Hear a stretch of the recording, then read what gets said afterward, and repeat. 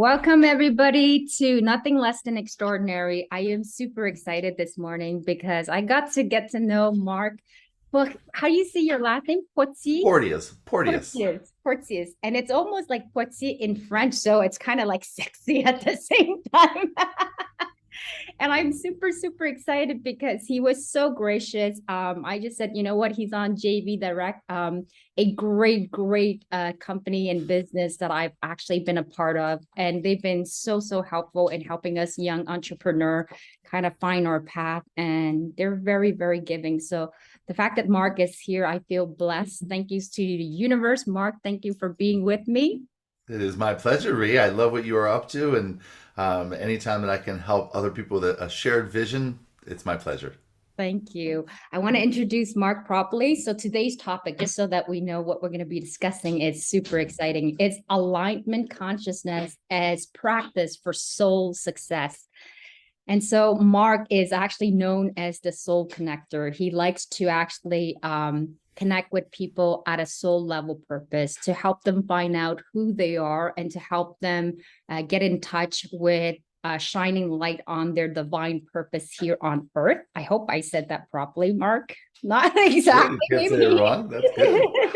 And Mark is actually part of the Soul Affiliate Alliance, as well as the Joint Directory, JV Directory. He's the #1 best-selling author of Soulful Leadership. I started reading a bit of his book. It's really, you really dive in, go deep. I mean, it's one thing to know at a mental level of all these things that you learn, but to really know it from the head, but also go internal.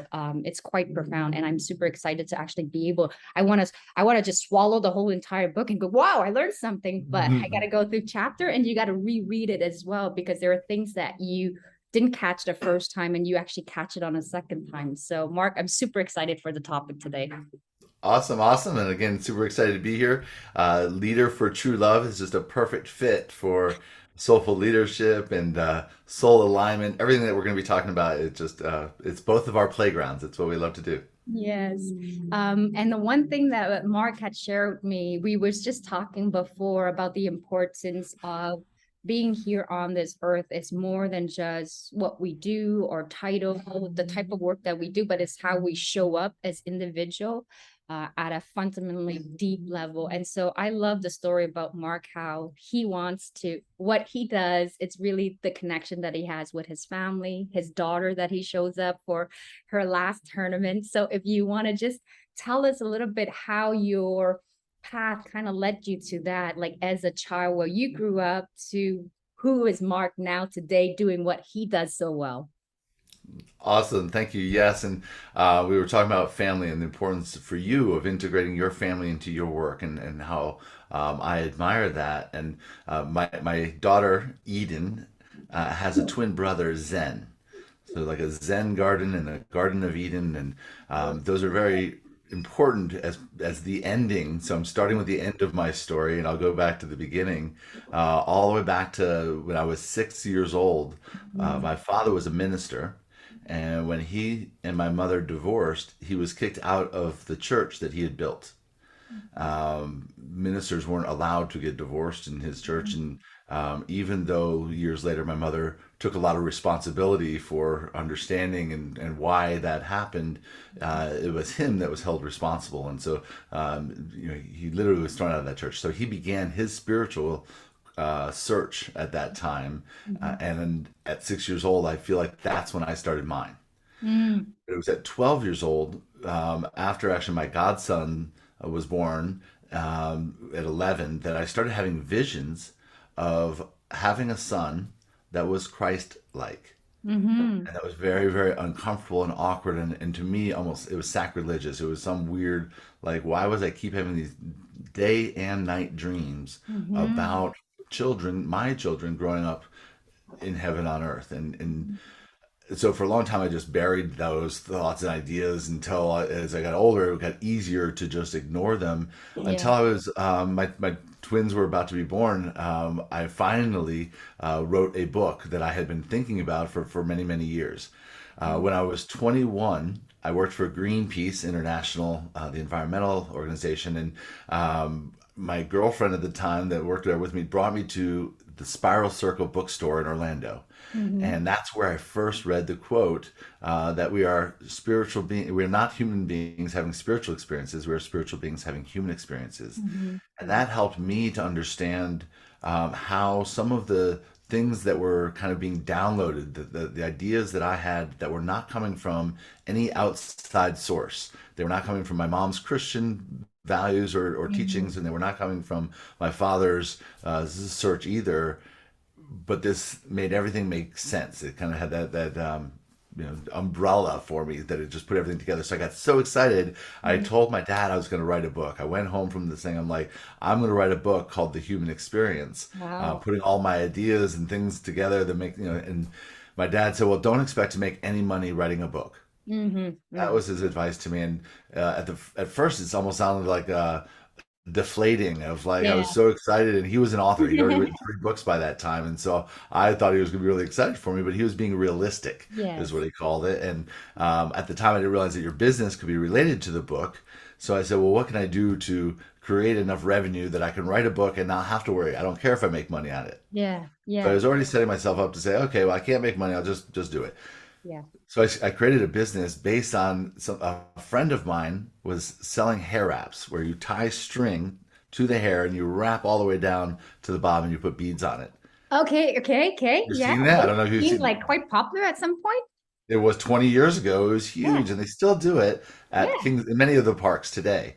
Uh-huh. But my friend, in the first 2 years of his business, had made his first $1 million with Disney Wow. in sales, and it grew from there. He had locations all over. During the peak of that time, that's when I started to open up locations around there and in Ohio, and I ended up having 100 employees around the country Mhm. selling hair wraps and temporary tattoos and jewelry. It was called Unique Ventures. Ah, oh, Yeah, wow. And I you had still keep the 50. name Venture today too for your business. It is. It was just very, very fitting. It was part of my path, and Yes. you can never really know how important parts of your path are. In fact, Steve Jobs says you can only connect the dots of your life looking backward. Yeah. And it's only looking backward that I realized that I had a 20-year-old there that was one of my managers, and she was more responsible than the few 40-year-olds and 50-year-olds that I had. It was almost all teenagers. Mhm. She had a full-time job at a doctor's office, at a geriatrics doctor's office, and had Mhm. worked at Kings Island before. But she hadn't worked there the year before, or she would not. I would not have been able to hire her. She Mhm. was a friend of a friend, and I would never have guessed then that 3 years later we were going to get married. No way, That really? that, that was Renee Williams at the time, and so being there led me to that. And Mhm. after 5 years of running this business, I still had no progress on my book. And that Mhm. was the whole reason that I had done this was like, okay, I'll do this and then I can write the book and just, and I Mhm. was putting all of my energy into something that I wasn't passionate about to fund what I was really passionate about. And in that time, I was really getting burned out. So I finally just sold the business and said, okay, I can go into sales, working for somebody else and have more freedom, make more money, and actually save more money than all of the expenses and everything else of being an entrepreneur. And then within a couple of years, I'll have my book done, and then I can figure out what I want to do with the rest of my life. Mhm. And I got very comfortable in that job. I was making really good money in sales, and they were sending me to Mexico and Jamaica, and Yeah. these international trips as one of the top sales reps.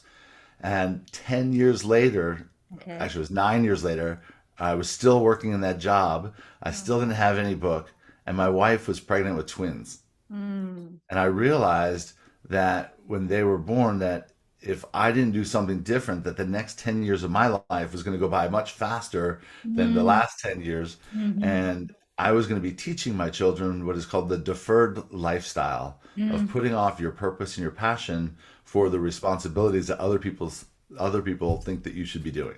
Mhm. Mhm. And so I said I got to get this book written. I got to be a good dad and show them the right thing to do. And so by their first birthday, I had the book published. My wife actually helped me to publish it on Amazon, and then she said, "Well, now what do you want to do? You've been waiting 18 years to publish this book. It's finally ready. What are you gonna do with the rest of your life?" And she was the one who suggested life coaching. Okay. and I hadn't really wasn't familiar with it. In fact, to me, life coaching was like a new therapy for wealthy housewives. People who It's didn't know what they wanted to do with their lives. People who were, like, okay, I'm trying to find myself, and I thought it was a bit woo. And so we looked up. I was like, well, I've got kids now. I got to be responsible, and I was used to yeah. making a good income. How much was it? How much would I earn? And we saw that the average life coach in the U.S. at that time, again, this is 10 years ago, 11 years ago, Mhm. was making less than $20,000 a year. Yeah. And I realized, well, I can't obviously do that. So what else can we do? Let's find a different idea.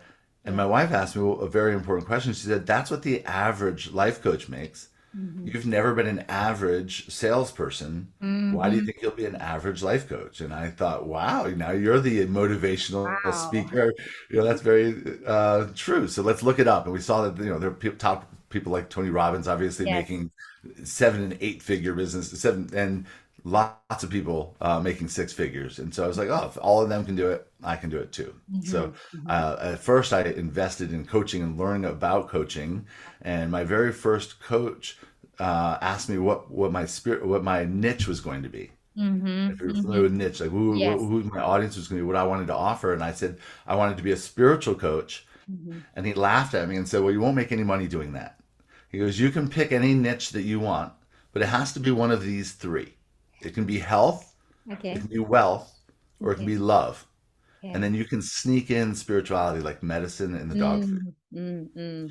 And this is not something that he learned that from his coach, who learned it from their coach, and they're basing on what people are going to invest in. That's what you sell them. Yeah. And the reason that my book is called Soulful Leadership, a spiritual path to health, wealth, and love, is because it took a few years for me to learn about authenticity, and that it wasn't about finding out what people will buy and then selling them that. It's about leading with soul first, about your vision and your path, and then knowing that the right people will come and that you'll be able to serve them in the right way. But it's putting your own soul journey first, Mhm. and then you finding out how that serves and how you make money that way. That's what's led to business being easy and fun, and it's Mm. not. Your business isn't meant to just make money. Your Yeah. business is to help make a difference in the world and to help other people. But Yeah. most importantly, it's your own path for spiritual growth. Just like being a parent is one of the greatest paths for personal development, being an entrepreneur is a really good way to learn about who you are and to become a bigger, better version of yourself. Yeah, and you summarized that so well, Mark. It's when you talk, it just radiates a lot of soul. And I am so happy that you mentioned all of that. Like the fact that your wife asked this really important question about, okay, well, people kind of go through the same process and wondering like, okay, so I only get to make 20,000 a year. I can't really take that as a job, but this is something that is so aligned with you for so long. You waited 18 years to actually write this book. We get caught into the cycle and it's good and then we do it and then time just flies by but we never really got to authentically honor our own self-worth and our divine purpose as well. But I like the fact that you mentioned that while you're doing this thing, the business and all of that, but if you're actually aligned and being authentic and doing what truly is from within, like in your experience, the coach that was trying to help you, he was actually trying to do the right thing from what he learned, right? Because that's where those three areas really do sells: wealth, love, and I forgot what the first one was. Uh, Health, wealth, and Health, love. that's right. Yeah, that makes sense because I combined the two of them together. And here you comes with spirituality. It's true. People be like, no, like but this is what speaks to you. That's what makes you stand out, Mark. Right. And here you are building that path. And today, look at you. Like when I connect with you, when we see you on the JV directory, when you're holding these meetings, well, I don't know for other people, but for me, when I feel it, when I'm hearing you talk, and not only is that Marky's so good with taglines and coming up with title, I'm like, where does he come up with these things? And then you can just feel that it's beyond that. Like, and I think people can tell from just the emotion, like you know, when you go and meet somebody, okay, so they tell all these beautiful things, that's logic and the proof and all of that. But past that, people can also sense who you are authentically as well. So I'm really, really excited. What are some of the, so as you go through that path for you, what are the greatest lesson that you got out of the whole entire life journey for you looking back, Mark? I think you just touched on it. Actually, you segued beautifully into that. For me, um, who you are being Mm, is the greatest contribution that you have to offer humanity.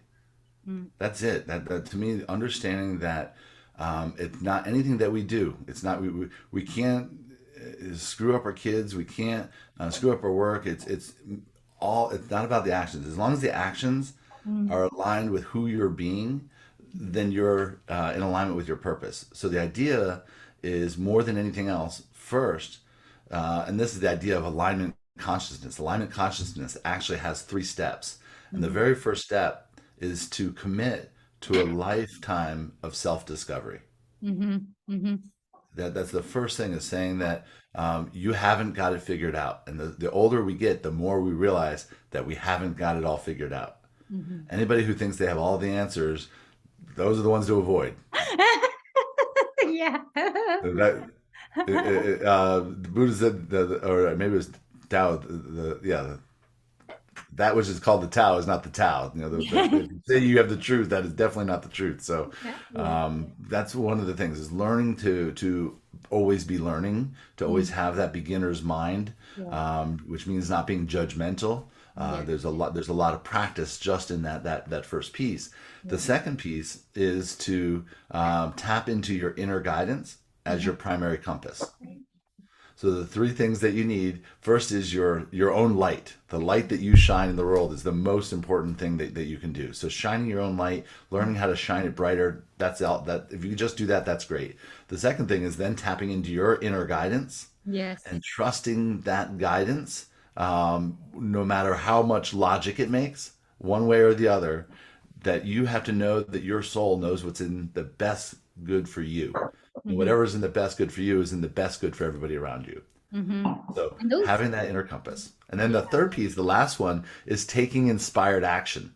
So it's Mhm. one thing to know the right decision, know that this is the thing, but it's like getting guidance all the time. Like, how many times have you ever said, "Oh, I should have followed my intuition"? Yeah. When you follow your intuition, you get more intuition, you get more breadcrumbs that lead you to the front doors of the castle. So Mhm. you really, the idea of listening to that inner guidance and then taking action, that's the most magical thing that you can do, not only for your business but for Mhm. life. I mean, that's really, when you see my light shining, Yeah. it's me just trying to be as much me as I can, Mhm. um, Mhm. unapologetically, you know. And it Mhm. takes a lot of practice. I still work on that all the time, of seeing, and you have to work on all that erasing of all the programming of what you have become, because you thought that's what other people wanted you to be, and all of that stuff. And it's like peeling back an onion. Becoming who you are is just this infinite onion. Yes, yes, yes. There's a lot of layers to that one. Yeah. There's some of them are actually unconscious. You're not even aware that it's been passed on to you. And it could be from Hmm. generations and generation as well, from your parents, your great grandparents, and so on and so forth. So yes, peeling off that layer and doing self-discovery. And I like the fact that you said it's learning to not be judgmental. I understand that human being needs to be able to use judgment to make sense out of the world, but it's what I do is I always practice when I see a judgment coming in and go, oh, that's a judgment. And then I go, oh, that's okay. And then just, okay, now I'm choosing not to judge that process because I don't know what it is to be like in that person's shoe. I can make assumptions, I can get an idea, but I will never really know until I'm actually walking in their own shoes, you know? And I like the fact that you mentioned because, okay, let people hear all of these three step and it sounds really amazing. So people will go, okay, so it's one thing for me to listen to my inner wisdom and my inner guidance and to do something that I'm really passionate about to shine my light as bright as possible. But as we go through that journey, we encounter obstacle, right? So inspire action is great, but how does people do it? Like let's say somebody who's just starting out. Like in my case, I'm starting out. I'm finally doing what I love. I love doing podcasts because I love connecting with people. I love hearing people's life stories, such as your life story. And it's just, I'm always at awe. I just remember when I was working as a waitress, that is the one thing I love. It's just being in awe in hearing people's story. And so, how do you and I'm doing what I really love, which is love. I love. And I've always wanted to write a book. And instead of saying, like, I don't know anything about writing a book and stuff, I went to get help. And I said, something inside just, I know that if I put it off, this voice of you got to write the book will always keep coming and stronger and stronger. And so the one thing my dad taught me as a kid is that when you have like a wound or something that you hear, you might as well rip it off as quickly as possible and then patch it on and get going instead of letting it just eat you up inside. So this is the one thing I've learned, is to always do the hard thing first and then get the reward after. So the idea of writing the book, for whatever reason, I feel completely not like a little bit inadequate, not knowing what I did, but I'm trusting my inner wisdom to say this book needs to be put out, and let me get the help and the guidance from my coaches and stuff so that I can put this book out. And it's coming up soon in the next couple of months. So looking back, I'm like, you know what? If it didn't even sell to anybody, that is not even important. It's that I honor myself by listening into my inner wisdom and putting this gift out that is coming from nowhere. As I write, I'm sure it's the same thing for you, Mark. As you Mhm. write, sometimes I'm thinking like, I don't know where these words are coming from, but it's just channeling through you and it's on paper, you know? Mhm. So for people who goes through that and they go, okay, Mark, how do I do this? What are some of the things that you can help them as they go through and they struggle? I'm like, okay, so trying to deprogram all of these things that I've learned, and I'm trying to follow my path and being authentic. How do I go about in the journey? Because like it or not, we can be doing something we love, and then it's a struggle, and then you find opportunity. But money is also another component that really people are constantly having to deal with, this two sphere.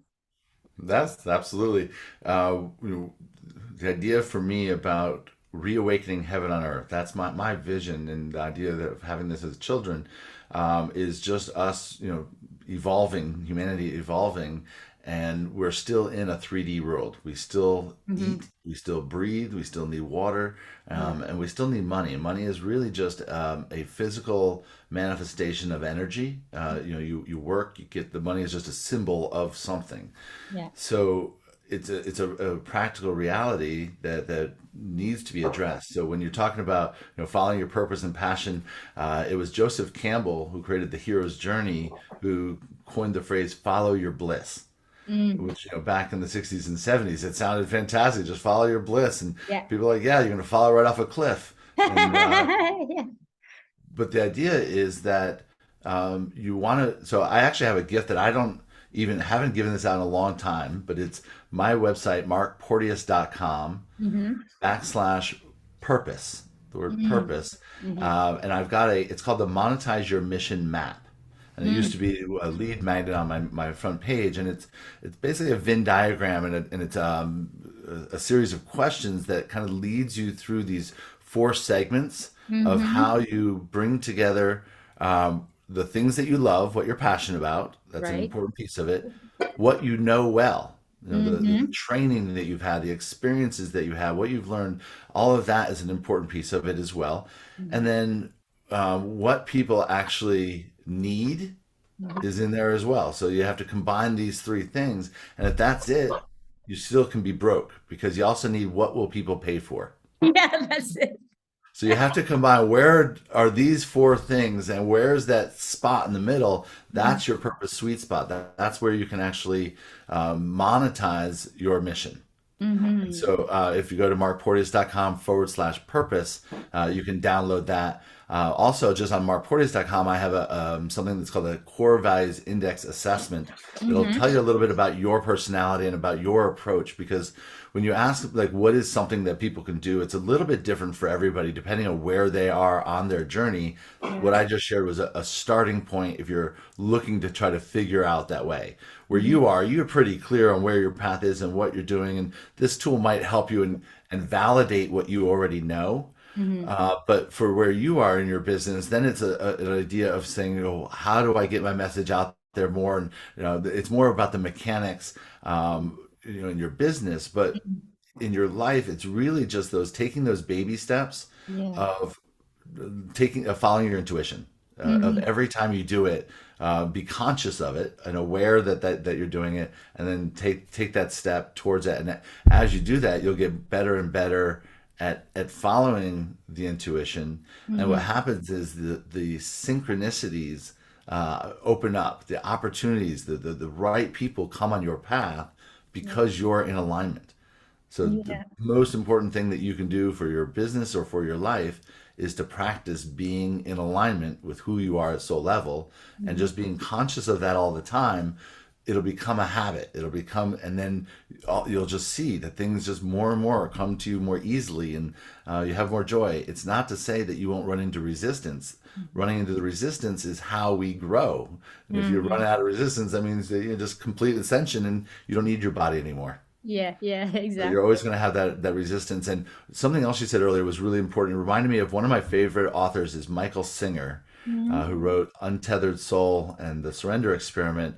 My wife recently bought me Living Untethered, and I bought it for everybody in my meta mind because it was so important. And he was the one who he has the Temple of the Universe in Gainesville, Florida. He hasn't left it except to be on the Oprah show in like Mm-hmm. 40 years.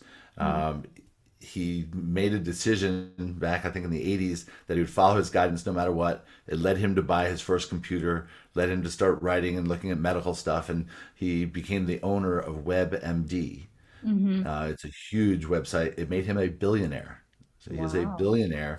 And it just, again, all came through these synchronicities, through magic. It wasn't through like him studying hard and working to try to become a doctor or anything. And so it's a great example. But the Living Untethered is the textbook, the workbook on how to actually integrate surrender Mm-hmm. into our lives, to not be attached when Yeah. that resistance comes up, when things in life show up. It's not that they're not going to, it's just that the way that you respond to them is different. And when you're not attached to the outcome, the response doesn't affect you. You just learn from it, you become aware of it, not attached to it. That's a really, really good point because to learn to become detached, which is what in the Buddhist culture say is our greatest sins, our greatest pain is the attachment we associate to whatever. It could be our title, the house we own, the positions, whatever it is. And so that is what creates the pain. And I love the fact that you mentioned that is not to focus on the outcome, but it's so hard to do because we're so accustomed to being attached to the outcome because it's like action reward. You're like, well, what's the point of doing this if I don't get to the outcome of it? So but it's shifting that mindset really to kind of say, you're learning to go with what feels right to you, following your intuition and your path, and then whatever happens is I like to remind myself that whatever happens in life, it's happening for me and not to me. Not always easy to do though. It's practice, practice, practice, and absolutely being really kind and gentle with oneself and just coming back to earth and then taking a deep breath. This being said, I had two question mark. I'm gonna go with the first one before I forget. So I want to write Okay. down alignment. But the one that because when you say take inspire action, like right now I'm in it. I'm loving what I'm doing. I feel aligned. There's I can't say the word. A synchronicity. Synchronicity. Yep. Yes, it's happening all over the place. Like the fact that I meet you and I met so many like Empress and I met Bethan. I love these souls that I am actually getting to expose to. And that's the beauty of being an entrepreneur is you can pick and choose who you want to connect with. And I find like doing it naturally, I just attract these different souls. And yesterday I met with a gentleman named Bill. He's a much older gentleman, but just the sweetest man. And he's dedicated over 30 something year about love. And soon enough, he'll be on my podcast and we'll have series of interview on love, and we'll have guests come on and ask questions like live on. I'm like, something that I've only dreamt in my head. I was like, I should find myself a co-host, and here he is proposing himself to be my co-host. I'm like, how crazy the universe works. So how when entrepreneurs are in this, you know, we all go into it like very passionate, very driven with a vision. How do you sustain, if there's something that you can actually give to people to give them motivation? How do you sustain this? It's one thing to say, okay, I'll shift my mindset and I do the work.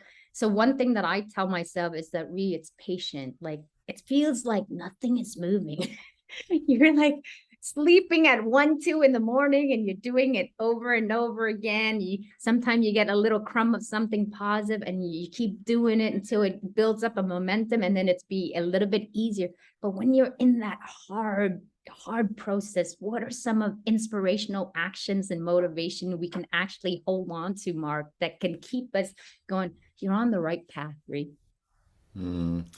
Yeah, that it reminds me of being in a cocoon. Sometimes when you're in this transition from one part of your life and into creating the world that you want, it goes from being the way you're born as a caterpillar with all these legs to crawl and just eat and eat and eat and survive. And then after you survive, then you're like, okay, now I'm going to wrap myself in this very uncomfortable situation and just bury myself in it while I transform into something that I don't even know what I'm going to become. Yeah. And then you work your way out of the cocoon, and that working way out of the cocoon, that takes faith, and so that's one of the biggest things. You said patience, and the what creates the patience, that what builds that patience muscle is having the faith, that one, that you are a divine purpose, you are here for a reason, and all of this is leading towards something, that you believe. It's not just what other people are telling you, but in your heart, that these breadcrumbs do build together, and as they accumulate, they actually create gravity that brings in more and more. And it's almost like pushing the rock up the hill. You know, it's really hard, and once you get up to the top of the hill, then it's like, ah, now it's easy. And but getting up the hill, you have to know, oh yeah, there is a top of the hill, and we will get over it. And so, having practices that keep you grounded and present is really important. Knowing that life is a journey, that being present in the moment, that's what it's about. It's not trying to get up the hill. It's Mm-hmm. being present in the process of going up the hill. Mm-hmm. The goal is not to be at the top of the hill. The goal is to be where you are. In fact, you mentioned Buddhism. I wrote down a couple notes. One is Buddha always said, if you ever wonder where you're supposed to be, Mm-hmm. just look at your feet. Okay. You're always right where you need to be. Oh. You're always right there. So that's an important part of it. Another piece of it is that detachment thing of again, doing all this work and then thinking like, this is what I need to get from it. Therefore, you'll be let down if not. Mm-hmm. You mentioned in Buddhism again that there's the Four Noble Truths. The foundation of Buddhism is that all of human suffering comes from attachment. Mm-hmm. So that if we can get rid of attachment, then we can get rid of all suffering. And so the process of that is something called samskaras. Mm-hmm. Samskaras are the both the all attachments that come into our lives that we're here to heal, and they can be referred to in living untethered as snakes and butterflies. Okay. Okay. And I think if you can think of one thing to raise your consciousness and to move forward beyond the alignment consciousness, is to think about the snakes and the butterflies in your life. The snakes are all of the times you've been hurt in the past. Mm-hmm. Anytime a man has hurt you, anytime that you have felt like you can't afford something, anytime that you have these limiting beliefs that are built on something else, almost always from childhood, but then it just repeats itself. Mm-hmm. Those are the snakes. But you also have these butterflies, these moments in life that you want to hold on to, the birth of your child, the graduation, all of these things that you're like, I just want that back, and I want to hold on to that, and that's an attachment as well. So you can Mm-hmm. be attached to the things that you love as much as you can be attached to the things that you want to avoid. Yeah. And the idea is to not be attached to either of them and just to witness them and to Mm-hmm. be a witness of your own life releases all attachment and then allows you to not be attached to the outcome of the things that you're doing. You're just doing the things you're doing because they're aligned with who you're being. Mm-hmm. Oh, And it thank you for that. simplifies everything. Yeah, thank you for that piece of advice, because like I'm going through a process where I'm like, I don't agree with what's being decided. And I feel like, oh my God, it's not in the right path, but I trust it in the sense that I'm do like when I go through a hard time, I remember to take some self-care as well. So I got book on my weekend, things that I do. Like I love reading books. I love seeing people. I love seeing kids and smiling and all that stuff. So I do those things to bring up my level of vibration. But I think it's important because when you go through hard times oh, it's so hard. Like sometimes not to take things personally, you're like, and then by doing detachment and just becoming like an observer, I like to see myself as though I'm watching my own movie, going, okay, this is how I would feel. This is like if there's feelings of betrayal or disappointment or deception, and then I watch it and go, I can see where you're coming from, but look at the bigger picture, because it's harder for us when we're in it to look at the full picture. And so when I detach and look at the full picture and go, and I go, okay, I see the big picture, but doesn't mean it's easy to take it in. Absolutely. And it's just to say, okay, I get it. I understand, do a lot of breathing and just being in nature and kind of meditate the whole thing and allow myself to say, like, it will pass. It shall pass too. And what you had mentioned that is so good, it's to have faith, because faith is what keeps you going. And it's faith, it's also aligned with Simon Sinek's book about the why as well. I think the only thing that keeps me going in doing what I do currently, because sometimes I feel like, oh my God, why can't we just give up? It's like, this is so hard. It's like, okay, it feels amazing to be aligned, to be authentic. I wouldn't change that part of me because I feel amazing in being unapologetic and being the kind person that I am. But I'm like, this business thing is so hard. And oftentimes you feel like, am I doing the right thing? Or am I just like shooting off in like trials and error? Um, and then I bring myself back down to earth and just remind myself that this is exactly where I need to be. So rather than stressing about the whole entire process, it's just enjoy it. And my son was a good reminder for me. I find children's are a good reminder to bring you back to the present. I was reading a book with him and he's struggling like learning to read in French. So he can't pronounce the words. And so I we have 15 minutes each day to read a book. So he would read the book, and he has a little bit of dyslexia where the words are kind of mixed into, and he would see it backwards. So here I am sitting with him, and he would read the books, and then he would point the finger and then missed it. And then it's just very slow, the process. But as I'm sitting with him, he's holding my hand, we're cuddling, he's putting his head on me, and a part of me go, I wish my son could read and pronounce, and I'm teaching him. And I wish within that 15 minutes we could get to the 10th page. But then I remind myself, this is the moment, being here. It's not about how fast he can read to that book, even though my intentions are good that he should get to the 10th page. But I'm missing the bigger point here is this moment sitting with him, feeling so zen, and he feels so loved, because every time he read, he would have to stop and tell me a story. I'm like, oh my God, like, we're never gonna get through this book. And so that moment gave me an awakening, like, we do business or we'll go into a project and we want to see the final result. We're in a hurry to get there because we want to know what's next, because every next step is a new beginning. And so this reminds me to just, okay, you remember what you've gone through with your son. So this is a process. This, you're building the substance, you're doing it. But the why that keeps me going is I want to honor my sister. I mean, she suffered from complication of depression with regards to love.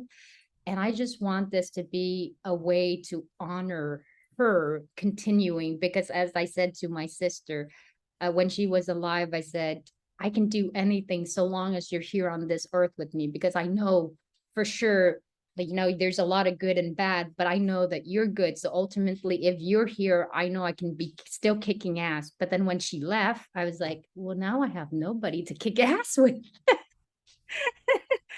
And so that was a really hard one. But then as I changed my perception, it's just a physical. She's not here physically. It doesn't mean energy wise she's not here, because I still feel her, I still talk to her, and I still get, insights of different things. So I see it as she's in a different journey somewhere. She's kicking ass somewhere. And I'm still here back down on earth. And there's that survival guilt as well. At first, I was thinking to myself, like, why am I alive? Why does she has to leave? Why can't it be the opposite, Like, you come back here, I'll go over there, because I'm the oldest, you're the youngest, you're the baby.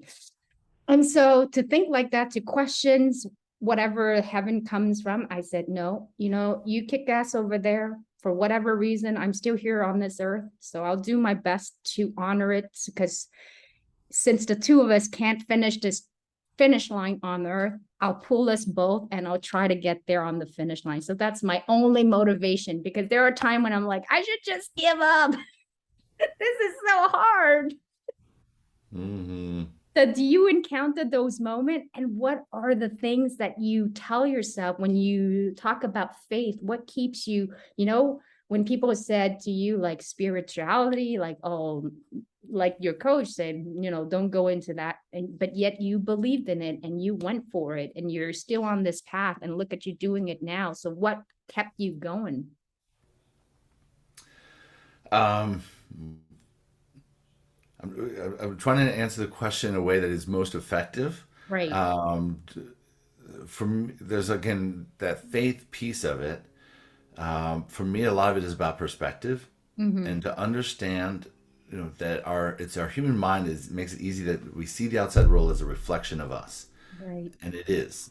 We Mm-hmm. create, we are co-creators, we're manifesting. But if you think about it, we literally are stardust. We came from the Big Bang. We all have the same physical matter. That it's the consciousness that is different. Mm-hmm. And so that's who we are. We are the consciousness that is aware of. We are not our bodies. Mm-hmm. We are not anything that our bodies can perceive. We're not anything that we can touch, smell, hear. So everything outside of our world, a lot of times we take that in as being us. And so we're very attached to the outside world. So that's part of the detachment part, is realizing that we are not any of those things. Mm-hmm.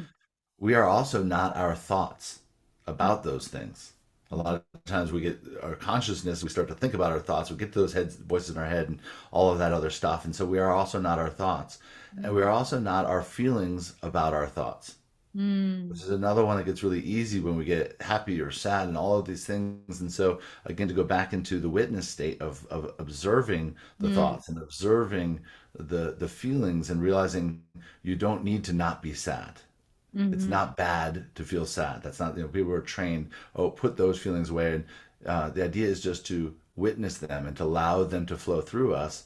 They guide us. They can tell us sometimes to how to avoid being hurt or whatever else. And so, again, what gets me through is that I have a strong knowing that I am a divine being, and that Mm-hmm. you are a divine being, and that everyone around me, they're all divine beings, and they're all in alignment with their soul. They're doing what they need to do, and so mine is not to judge them and or myself. It is just to be. And so when they worry about the money and all of the other things, those are just all opportunities to heal some scars. Those are all just opportunities. And so there are different strategies and solutions on what approach to take. Mm-hmm. The way that I figure out what that approach is to ask the question, what is it that I need to know? And to be able to have a process of getting inner guidance Mm-hmm. or outer guidance. I think you can connect the two. If you can get guidance from your sister, if you can Mm-hmm. ask your sister, her energy will always be with you. Mm-hmm. You know the feeling of what, and so she can respond to you in a way that can give you higher guidance. And Mm-hmm. so be able to tap into whatever higher guidance that you can, and just be able to again be in the moment as you have when your son is having a struggle reading, or when you've got bills coming in, knowing that this isn't going to kill me. None of this stuff is going to kill me. Oh, that's such a good point because we think that they're going to kill us. And we go into this automation. We're so used to it. And this is from our caveman mentality of survival. We think this thing is going to kill us, but we evolved so much that these things doesn't kill us. And it's the constant reminder. And then also it's the pace here too. I find I don't have that pace as much as when I'm actually traveling in Cambodia or Thailand, or when I'm in Brazil. It's a totally different mentality. When I'm there, people are like, oh, life is hard, but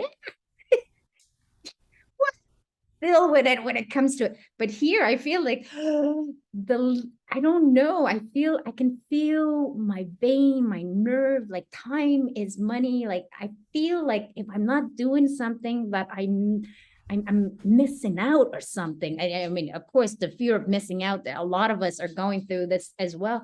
But I didn't even think that was actually a thing when that came out, the fear of missing out. I'm like, that's insane. Whoever came out with this thought. But now I'm like, I'm feeling it as well. It's become part of this big machine.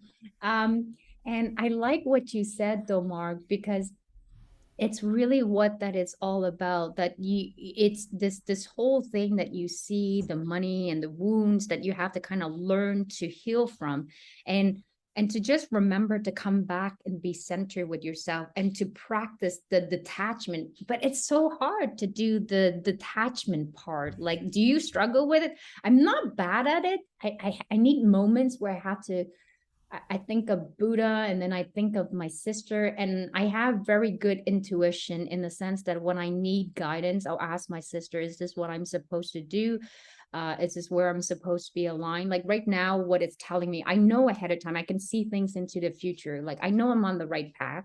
So they told me, and these are voice that talks to me. It's I've had that as a kid when I was a little kid, and I've always ran away from that because I thought that made me not the same as all the other kids, that made me a freak, that made me like I don't belong on this earth.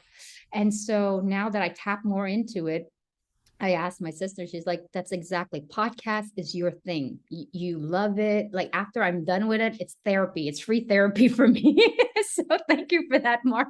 And to know that this somehow, maybe it's a one liner or one word that somehow stayed in somebody's mind that helps them change their path, the course of their life. This is amazing. And I get to hear your story. So that I love.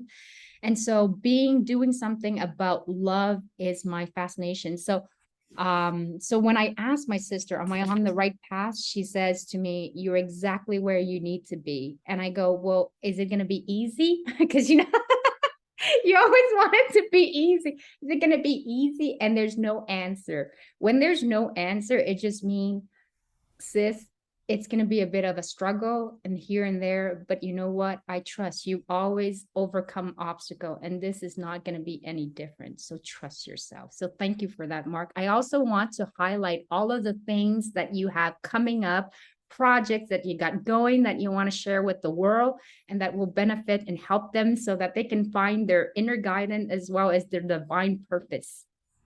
Awesome. Well, as you know, we have our JV directory, but that's not all about purpose, and that we help people to get their message out there with our networking events.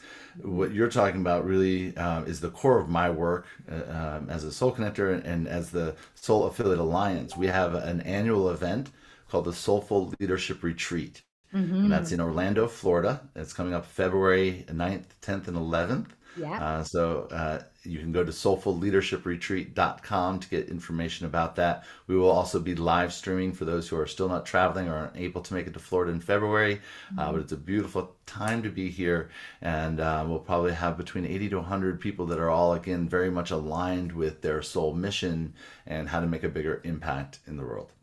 Oh, it's really, really interesting. And I'm so happy that you share that information, and we're gonna put it all in the detail as well. I'm gonna get all of that. I'm gonna share it and broadcast it. So, because you just never know who that one person might need to hear this and how much changes it can bring, drastically changes their life. And so I truly believe that we are all divine human being. We just gotta find our path. We are really a diamond in what is the expression? A I'm in diamond. the rough. Yeah, diamond in a rough. Thank you Yep. for that. And I also wanted for you, Mark, if you wanted to add anything that you wanted to share with people, we'll end it with, because we're drawing close to that 1 hour mark as well, that you want to share with people, and then end it with a quote that has served you very well in your own life. Sure. Well, I'm going to repeat the quote that I said earlier from Pierre Teilhard de Chardin, that we are not human beings having spiritual experiences. We are spiritual beings having human experiences. Mhm. That being said, you knowing that you are a divine being will change everything. When you can come from that place and love yourself as a divine being, you'll be able to love other people and receive more love from other people. Mhm. Thank you so much. And couldn't that really save the world if we just learn to love ourselves first, and then Mm-hmm. learn to love our neighbor and our friends and family? It would be such a great place. Thank you for sharing this beautiful message, for taking the precious time with me and to be on my show. I'm like, Mark was actually on my show. My pleasure, Reed. Thank you so much. Keep shining your light. I appreciate you and all the work that you're up to. Thank you so much, Mark. Thank you. Thank you.